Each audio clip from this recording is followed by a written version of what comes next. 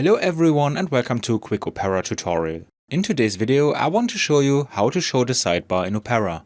This is actually quite simple. First we open Opera, and as we can see I don't have a sidebar on the left. How do I change that? I have two options for this.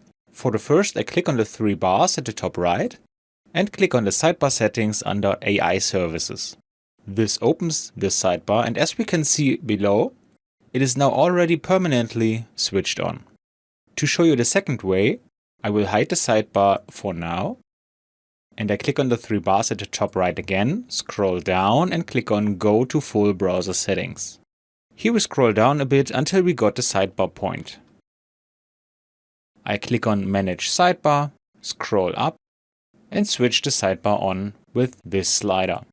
And now we can see the sidebar again on the left. And that's all you need to know. I hope you enjoyed the video and I will see you again in the next tutorial. Until then, your tutorial guy. Bye.